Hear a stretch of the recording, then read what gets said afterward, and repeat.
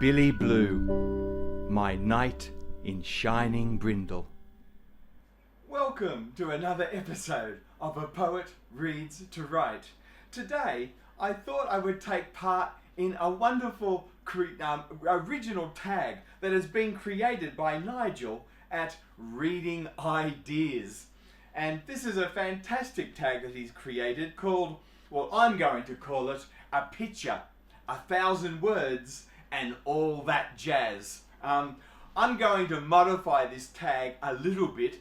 I don't have Nigel's editing skills, so I'm not sure how I would go about finding really cool photographs on the internet, bringing it down into my videos and editing the whole thing together with my thoughts about how a picture could launch me into a book. So I'm going to do a fun tag on picture books and on bringing together the written word with pictures in the way, hopefully in the spirit at least, of what Nigel had in mind. It is my best attempt. I hope you're pleased, Nigel, with what I come up with. So, the tag is, for me, a picture, 1,000 words, and all that jazz. I thought I might start. This is a book that features on my bookshelf in all my video introductions, where I have my little celebration of my Billy Blue, my rescue greyhound that I share my life with. This is the beautiful picture book for kids, The Iron Man by Ted Hughes, who's an English poet, of course, I just love. I talked about Ted Hughes, didn't I, when I did that video on Seamus Heaney's alliterative verse translation of Beowulf, and how that book was dedicated in the memory of Ted Hughes by Seamus Heaney.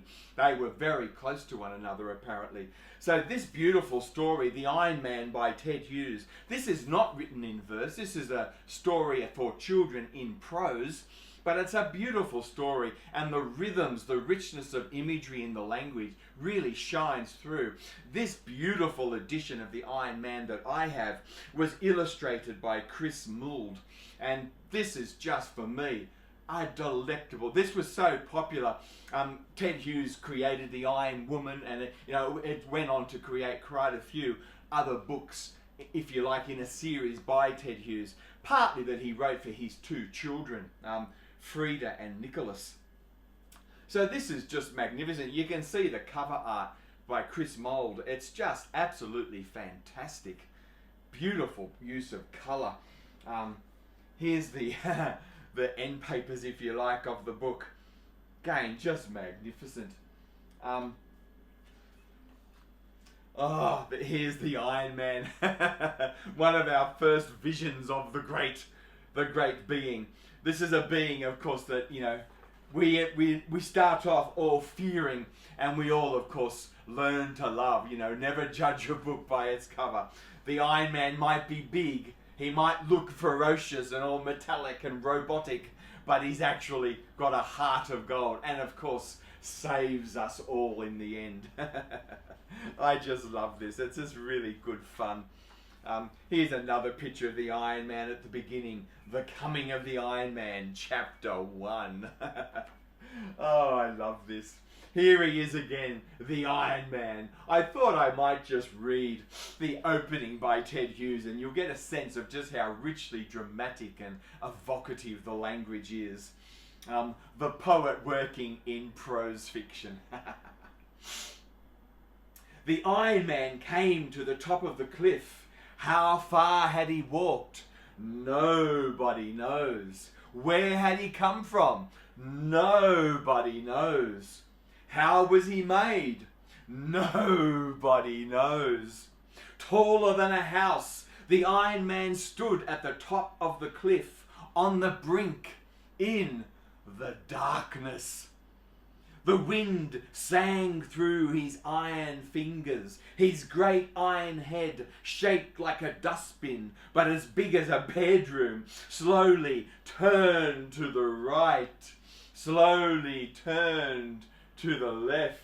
His iron ears turned this way, that way. He was hearing the sea. His eyes, like headlamps, glowed white, then red, then infrared, searching the sea. Never before had the Iron Man seen the sea. Oh, I just love this. It feels like I've spent a lifetime reading The Iron Man and The Iron Woman to my 4 children as they grew up. And I read it when I was on camps and things. To believe it or not, I actually sometimes took the picture book with me on camps, and I would share it with kids around a campfire. And if I didn't share the actual physical copy of the book, I had it committed to memory. So I was able to share the story, at least, to the kids that I had with camp around the fire. I've just loved it. Even teenagers, they just really got into this story. Just the exuberance, the sense of wonder and joy. Oh, I love this. And for me, this is the edition. You know, this has made a terrific children's story. A classic illustrated picture book. This is the edition for me. And then also featured in all my video introductions, my commitment with the Folio Society again from London. Oh my goodness. Last Christmas they brought out this as a special Christmas treat, I suppose. They brought out this beautiful illustrated edition of an American poem.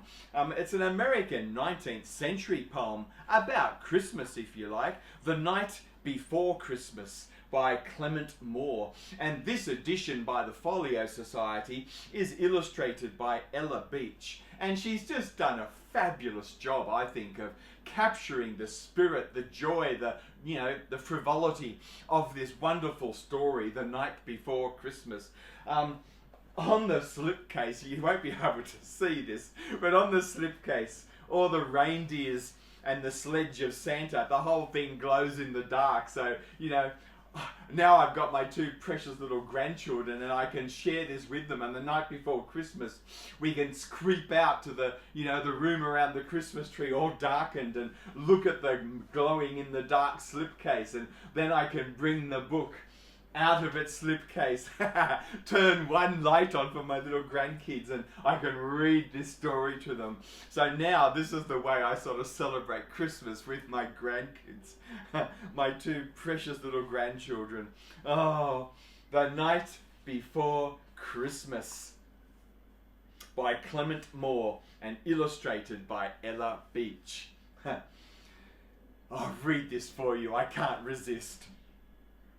'Twas the night before Christmas, when all through the house not a creature was stirring, not even a mouse.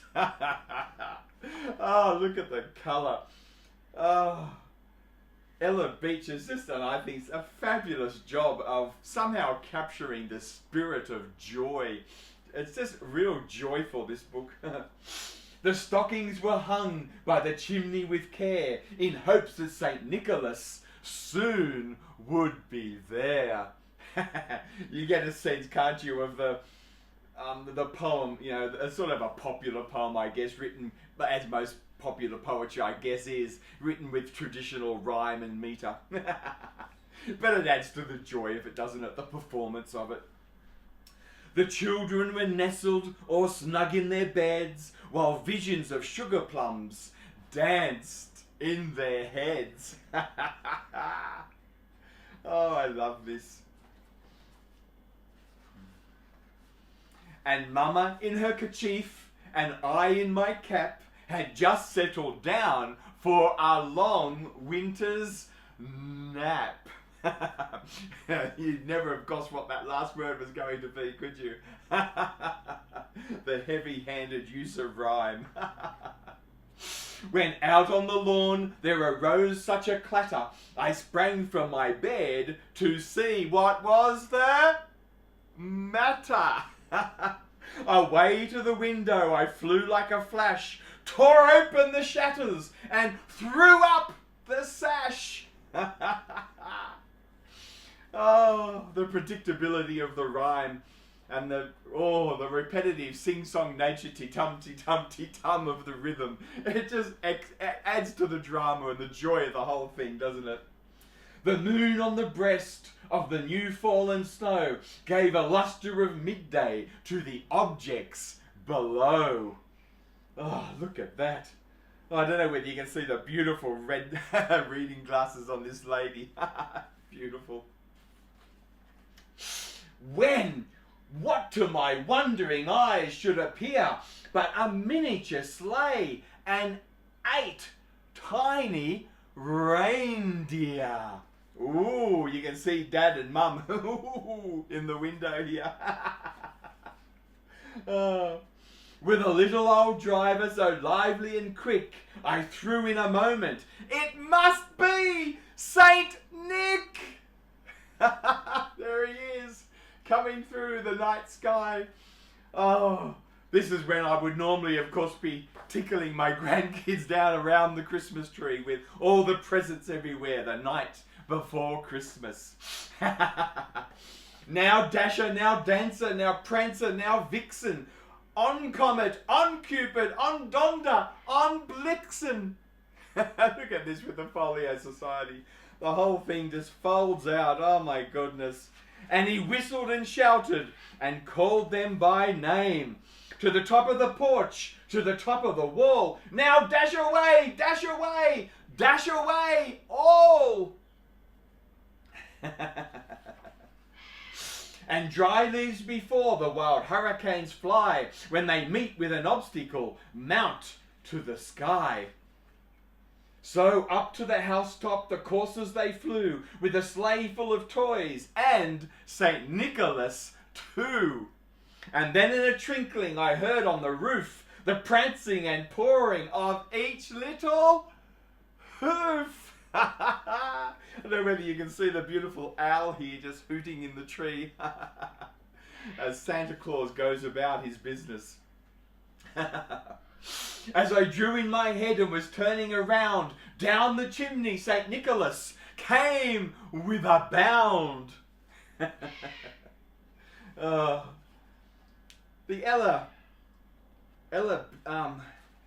The drawings by Ella Beech. Yes, Ella Beech. The drawings by Ella Beech. I don't know whether you can see that well, but I think she's just captured so beautifully the idea of the children's, play toy house, and the way it opens up at the front so you can see all the different rooms and all the joy and jollity, and she's done a marvellous job of illustrating this, I think. He was dressed all in fur from his head to his foot, and his clothes were all tarnished with ashes and soot.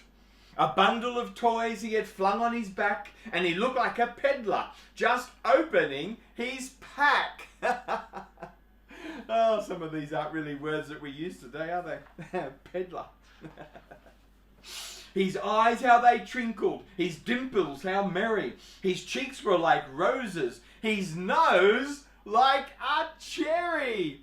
His droll little mouth was drawn up like a bow, and the beard on his chin was as white as the snow. Oh, you never know what my little grandkids are doing at this point in the story. You'll never guess. Oh. The stump of a pipe he held tight in his teeth, and the smoke it encircled his head like a wreath. He had a broad face and a little round belly that shook when he laughed like a bowl full of jelly. Oh, Santa with his pipe. Things like that date the book, don't they? He was chubby and plump, a right jolly old elf, and I laughed when I saw him in spite of myself. Oh my goodness. A wink of his eye and a twist of his head soon gave me to know I had nothing to dread. Oh, the family peeking through the Christmas tree to St. Nicholas. He spoke not a word, but went straight to his work, and filled all the stockings, then turned with a jerk. And laying his finger astride his nose, and giving a nod up the chimney, he rose. There he goes. Who's heard of a front door? In and out the chimney. Oh my goodness. He sprang to his sleigh, and to his team gave a whistle, and away they all flew, like the down of a thistle. But I heard him exclaim as he drove out of sight, "Happy Christmas to all, and to all a good night." Oh, again, that's where we'll be tickling around the Christmas tree with those little grandkids of mine. We love that little bit. The end. The Night Before Christmas by Clement Moore. And these magical illustrations, absolutely perfect illustrations by Ella Beech for the Folio Society of London. This is just such a treat that I now every year will share with my little grandchildren. I just love it. While we're looking at picture books, I couldn't help but go back to the sort of history, I suppose, of some of Australia's classic picture books.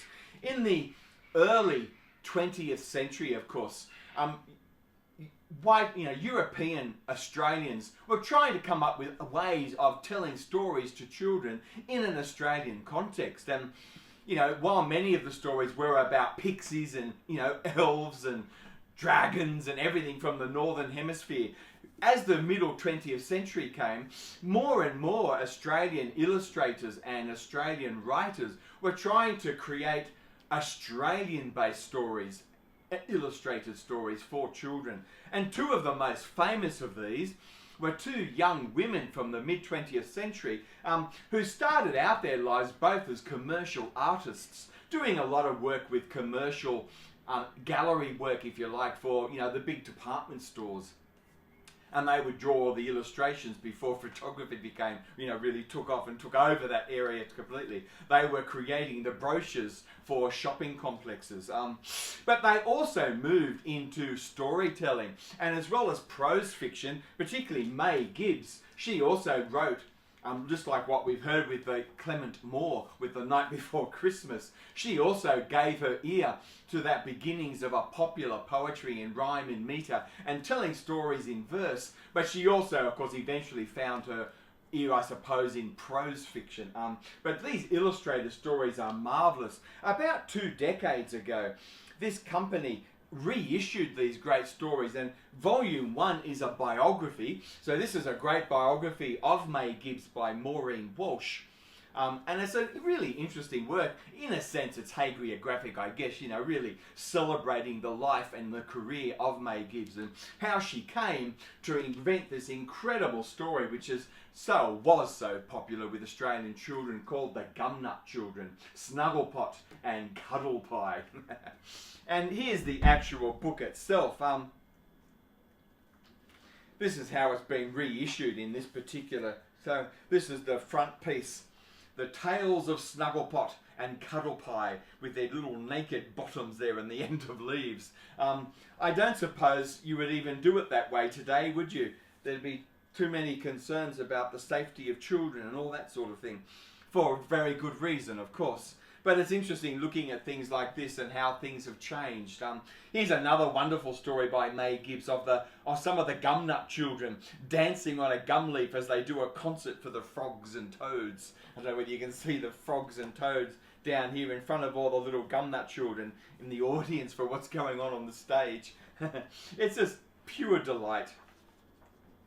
Here's another story here, another illustration, of the Gumnut children, again doing their art class in this instance, and painting on the gum leaf. You can see how small the little Gumnut children are, with their little heads all inside the little Gumnut, the seed pod from the eucalyptus tree.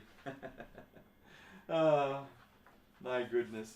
And here, just to show that she also had a sense for that marine stuff, here we are in the sea with the Gumnut children dancing on the backs of seahorses and sea dragons. They're wonderful marine creatures, and they have an adventure off somewhere else. You can see, can't you, straight away the influence here of Kenneth Grahame with Wind in the Willows, and of course Beatrix Potter with all her wonderful Peter Rabbit books. There is a huge influence here going back to England still, and the way Australians in that early mid-20th century really did look back to the so-called mother country, the United Kingdom, for their inspiration. And the inspiration here is very much Wind in the Willows and Beatrix Potter, Peter Rabbit. Here you've got the Gumnut children on the backs of kangaroos as they have a race for something like the Melbourne Cup. Unfortunately, Australians are absolutely mental for betting on anything, which means we don't have a lot of value on animal welfare, and the racing of dogs and horses in Australia is just enormous. It so dominates so much of the culture and the historical milieu. It's very upsetting, because every year in the Melbourne Cup at least one horse is euthanized, and every year hundreds and hundreds of dogs are euthanized as a direct result of the racing. It's horrific. But anyway, here we have May Gibbs with her Gumnuts astride kangaroos on their own type of Melbourne Cup race. The other great illustrator at the same time to do along with May Gibbs was Dorothy Wall. Dorothy Wall's a really interesting person. May Gibbs was a migrant from England to Australia, and May Gibbs lived much of her adult life in Western Australia, in and around Perth. Dorothy Wall actually came from England via New Zealand to Australia, and she left her husband. So it wasn't a happy marriage at all. She left him twice, went back to him, and then eventually left him for good with her son. So she was a single mother in this early middle 20th century milieu. It's really hard to believe that she was able to make ends meet and pull off this thing, but she did. And Dorothy Wall, she actually moved up, which is why I have a very strong connection with this particularly. You know, I love the May Gibbs, the Gumnut children. The stories are just wonderful. But these works by May Gibbs, after she left her husband for the last time, she moved up to the lower Blue Mountains at a little township called Warramoo, which was very close to where I grew up at Blaxland. And her son, Peter, he actually went to Blaxland Primary School, which was the school that I went to before I was moved into the Christian school system, because I was getting into too much trouble. So Mum and Dad decided it was the Christian school for me. So Dorothy Wall lived all her adult life then in Warramoo, in the lower Blue Mountains. I think she probably passed away before I really was in tune with this sort of stuff. But one thing that was really exciting for me, I think I said in a previous video, the only books in my home growing up were the Bible, and I had a beautiful illustrated Bible that I read over and over again. I've looked at some of the illustrations since, and you think, oh my goodness, the Hebrew Bible particularly is full of such violence and bloodshed, damnation and judgment. And the illustrations didn't shy away from that side of things either. No wonder I have such a fear of doing the wrong thing now. But in my school, Blaxland Primary School, even though a lot of the teachers thought I was a bit of a pest and a nuisance, I was very ADHD and very impulsive. I did get into a lot of trouble doing stupid, silly things. But I was also, I guess, quite smart, and some of the teachers there really encouraged me. And I remember one year I was able to choose a book, a prize for the end of year little concert. And I was able to choose my very first picture book, and it was a Blinky Bill book that I chose. Oh, I just love that book, and I think the next year I chose another Blinky Bill illustrated picture book. So Blinky Bill is very, very important to me. Blinky Bill was this mischievous little koala who would go off and have big adventures. Very, very mischievous, always getting in and out of trouble. But Blinky Bill, oh, he really appealed to me. I guess, as you know, I was always getting into trouble as well. Here you can say Blinky with his little rabbit girlfriend. Oh my goodness. Here's Blinky Bill meets the ant, if you can see that. These are the original illustrations by Dorothy Wall. Here we have Blinky Bill pretending to do some washing, trying to help his mum. He turns everything into a game that very quickly becomes a big schmozzle. And here we have Blinky Bill finally met a girlfriend who is a koala. They're so heteronormative, of course, but you know, this is early, middle 20th century, so you've got to tune your ear and eye, haven't you, to a different historical milieu, different ways of doing things. And, I think I'll have to read to you just a small section. Here's a little bit in the middle. I actually had a picture book of this. Blinky Bill's ABC book. This was an original story, again, by Dorothy Wall. Mrs. Koala had just told her son Blinky Bill she's sending him to school to learn his ABC, whether he likes it or not. I'm going to have a circus someday and I won't go to school, growled Blinky Bill. That would have been my answer particularly. I was always in trouble at school. I hated school. I was always outside playing games, exploring the bush in the Blue Mountains. I really identified with Blinky Bill. A is for ant, who's not so fierce, you see. B is for Blinky, as he reads his ABC. C is for canoe, which Blinky paddles to and fro. D is for dig. D is for dig, to make your garden grow. E is for elf, looking very bright. F is for fairy, who's going to get a fright. G is for goblin, playing hide and seek. H is for home, where Blinky has a peek. I is for ice, where Blinky has a spill. I love this as a picture book, this ABC learning thing. J is for jump. Oh, isn't it a thrill? K is for Kookaburra, whose laugh is full of fun. L is for locust, sitting in the sun. M is for, of course, mother, hunting Blinky with a stick. N is for Nutsy, who found some flowers to pick. And O is for owl, a night bird is he. Of course, it has to be a he. You couldn't imagine having a she in the story, could you? Oh, it's funny, even when you have female illustrator storytellers. Oh, things have changed, haven't they? Which is great. P is for puddle, which means trouble, as you'll see. Q is for question, the answer we don't know. R is for run, you should see Blinky go. S is for swing upon a tree so high. T is for tumble, but Blinky doesn't cry. U is for up, as Blinky bounces in the air. V is for voice, as he sings without a care. W is the whiskers Blinky puts upon his face. X is for explore, a brand new hiding place. Y is for yodel, a happy little song. Z is for zip, as he plays the whole day long.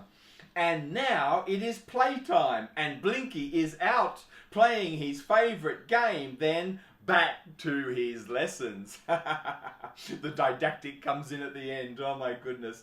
I was always outside playing. Oh, I hated books when I was a kid growing up. But I did only have the Bible and Billy Graham. No one in my family, I don't think, even imagined that books were something you could do for enjoyment.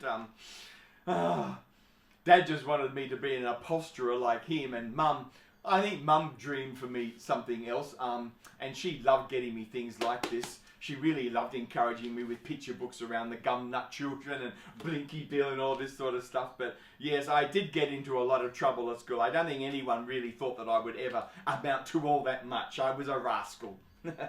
Oh, Blinky Bill with Dorothy Wall, my hero from Warramoo. Literally 10-15 minute walk from where I grew up in Blaxland in the lower Blue Mountains. Oh, this has just been such a fantastic read-a-thon that Nigel has created. A picture, 1,000 words, and all that jazz.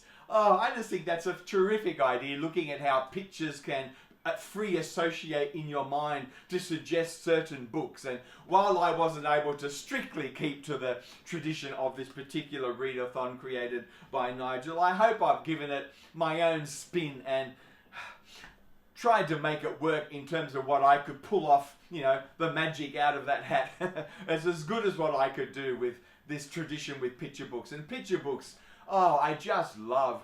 I've got a lot of, you know, Charles Gregory, and there's a few people now, Lindy Magpie Reads, really inspiring me, I suppose, to give a look to some graphic novels. It's not something I've ever really explored. I never read comics or cartoons as a kid. As I said, as a kid, I just didn't read. I didn't enjoy reading. So I sort of missed all of that. Other than Blinky Bill and the Gumnuts, as I started to win book prizes, you know, it was just that illustrated Bible in my childhood. So I really, as a kid, hated books, hated reading. I didn't get that books could be for entertainment, for fun at all, until I became, into my teenage years, and when I discovered Tolkien in particular and fantasy literature, which is why for me, you know, fantasy is still just so important. It really turned my life around. So thank you, Nigel, for creating this read-a-thon. I had a ball re-exploring some of the picture books of my youth with the Gumnuts and Blinky Bill. Blinky Bill in particular, that mischievous, naughty little ADHD fella, always getting into trouble outside. And then the night before Christmas, that, you know, great tradition that I'm establishing with my little grandchildren. And I just adore reading that to them around the Christmas tree the night before Christmas, and the little games and tickling games we can play as, you know, all the presents are there and all the excitement before they go to bed. Yes, I know their parents really thankful for me for stirring them up before bedtime. It makes bedtime very difficult, but we manage it. Oh my goodness. And then, of course, Ted Hughes, the Iron Man. You know, as I said, that was a story that I read to my own children growing up when they were little. They know the Iron Man and the Iron Woman so well. So I had a ball doing this. Thank you, Nigel. This was a lot of fun. Really brought me back to my own childhood and to sharing childhood joy in picture books with my children and now with my grandchildren. Thank you, Nigel. This has been a lot of fun. Thank you, and bye for now.